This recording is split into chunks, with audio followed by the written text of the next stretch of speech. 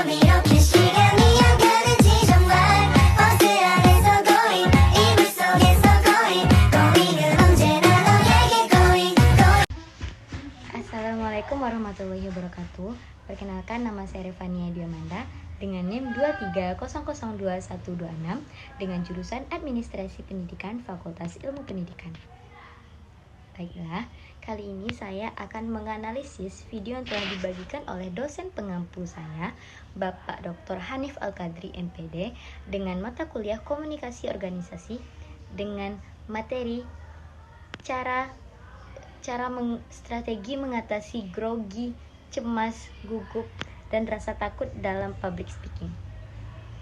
Nah, dalam Kamus Besar Bahasa Indonesia atau yang kita sebut dengan KBBI, gugup ataupun grogi dapat diartikan sebagai kondisi di mana seseorang berkata atau berbuat dalam kondisi yang tidak stabil, tergesa-gesa, seperti ada sesuatu yang dipikirkan, ditakutkan, gagal, tidak tenang, dan lain sebagainya. Semua itu disebabkan karena pikiran kita. Nah, kita berindikasi bahwa berpikir sesuatu jauh di luar ekspektasi yang sumbernya belum tentu terjadi, belum tentu itu akan menjadi kenyataan. Nah, misalnya kayak seperti ini. Ketika kita berbicara di depan khalayak ramai, kita akan terkondisikan oleh suasana yang membuat kita berpikir lebih jauh.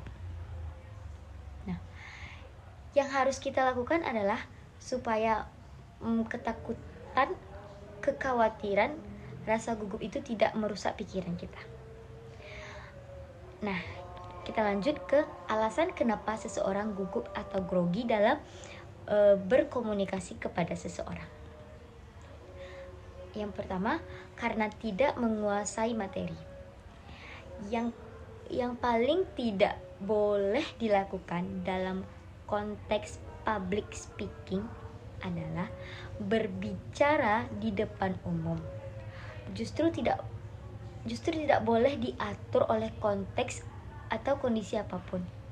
Karena kita melakukan agar kita tidak gugup atau tidak grogi, kita harus melakukan apa yang sesuai dengan yang kita pikirkan. Tidak terlalu berpatokan kepada apa yang kita lihat di depan khalayak. Nah, ketika kita berbicara, ada suatu kondisi di mana secara psikologi audiens kita ingin tahu apa yang kita bicarakan, apa yang kita omongkan kepada audiens kita. Nah, selanjutnya, karena tidak menguasai jam terbang yang cukup. Nah, alasan gugupnya seseorang atau groginya seseorang ketika akan bicara di depan publik yang disebabkan karena dua hal tadi. Nah, solusi dalam mengatasi gugup ialah yang pertama mempunyai jam terbang, yang kedua menguasai materi. Karena kita harus bisa menguasai materi agar kita lebih rileks, lebih santai dalam berbicara terkait dengan apa yang kita bicarakan.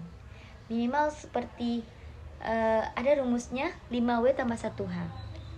Nah, selain menguasai materi, kita harus bisa menguasai keadaan, menguasai situasi, menguasai lingkungan sekitar. Nah, maka wajib bagi seseorang public speaking untuk hadir Nah, misalnya kayak gini nih. Kalau kita akan melakukan akan berbicara di depan khalayak ramai, maka kita harus hadir beberapa saat sebelum audiens datang atau sebelum acara dimulai, karena untuk memastikan peralatan, kondisi, keadaan, dan ruangan. kesalahan banyak orang ketika berbicara di depan publik, di depan khalayak ramai adalah dia datang seakan-akan dia menjadi tamu, datang di akhir, dan pada saat itu dia datang di saat dia akan tampil. Nah, itulah yang menyebabkan kita tidak membuat kita itu grogi dan gugup dalam melakukan public speaking atau berbicara di khalayak ramai. Nah, pada saat itu hal yang paling merugikan, yang paling utama adalah adrenalin kita bergeraknya tidak stabil. Nah, kemudian gimana caranya untuk supaya kita tidak gugup, supaya kita menghilangkan rasa gugup grogi kita ini? Kita tarik nafas panjang. Nah, perut ini ketika kita menarik nafas panjang dan menahannya, pasti perut kita akan buncit. Nah, kita lakukan secara 5-10 menit. Lakukan aktivitas seperti tarik nafas selama kita bisa, tapi jangan terlalu lama. Nah, itu akan membuat rongga atau diafragma adrenalin kita lentur dan rileks. Nah, lakukan itu secara berulang-ulang. Banyak public speaker mengindikasikan bahwa relaksasi tubuh itu penting. Sama seperti tadi ketika kita menarik nafas untuk melenturkan seluruh rongga-rongga yang ada di badan kita, biar kita tidak kaku, biar tidak tegang. Nah, selain dari menarik nafas, yang dilakukan adalah dengan cara berolahraga, tapi dengan tidak berolahraga berat. Nah, yang paling penting bagaimana kita bisa membuat seluruh bagian-bagian kita tuh bergerak. Jadi saat kita tampil di depan kita tidak membuat kita kaku. Nah, apakah itu dari pergerakan tangan, pergerakan otot badan, atau yang lain-lainnya. Nah, yang selanjutnya latihan sebelum tampil. Latihan sebelum tampil itu sangat penting, sangat perlu, karena melakukan latihan sebelum tampil mungkin bisa jadi mungkin beberapa hari, beberapa jam, baik di depan kaca dan lain-lain. Nah, suatu saat kita perlu latihan dengan menggunakan atau memanfaatkan teman-teman seperti micro teaching. Nah, micro teaching ya, untuk mereka bisa melihat, merasakan langsung dan memberikan pandangan atau isu pendapat terhadap berbagai persoalan yang mungkin dilihat ketika kita menjadi pembicara. Nah, sehingga kita bisa mengantisipasi banyak hal sebelum kita benar-benar di depan publik. Nah, dalam public speaking, berkaca bukan berarti memastikan segala sesuatu enak, layak untuk ditampil, termasuk dari gaya kita berambut, pakaian kita, itu akan menjadi pusat perhatian oleh audiens kita, oleh publik. Nah, hal apa yang masih dilakukan ketika kita ingin mengantisipasi berbagai grogi atau ketakutan dan juga kekhawatiran yang menyebabkan kita bisa blank atau kayak lupa apa yang mau kita bicarakan.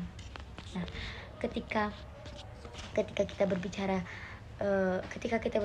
adalah dengan memperhatikan dan mengenali seksama diri kita. Nah, selanjutnya mengenali dan memahami audiens.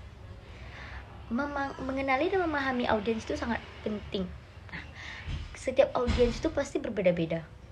Maka cara kita untuk menyampaikan sesuatu atau cara bertingkah laku, berperilaku itu, etika itu tidak sama. Nah, tips lain untuk menghilangkan grogi dan ketakutan, yaitu ketika kita berbicara dengan di depan publik, di depan khalayak, supaya tidak gugup, adalah dengan menggunakan atau memanfaatkan alat bantu. Alat bantu yang paling sederhana adalah InFocus atau PowerPoint. Nah, kita bikin PowerPoint itu semenarik mungkin agar audiens itu bisa melihat, kayak misalnya audiens itu terpaku dengan apa yang kita bicarakan, apa yang akan kita bahas untuk di depan khalayak ramai. Nah, ketika audiens tidak memperhatikan kita, ketika ada yang mengantuk, ada yang ada yang berbicara, artinya kita tidak menarik oleh audiens itu. Nah, selanjutnya ada tips lain untuk supaya kita tidak gugup dan grogi, yaitu positive thinking. Positive thinking itu kita tanamkan di pikiran kita bahwa audiens kita itu adalah orang baik, bahwa kita mampu semuanya sesuai dengan harapan kita.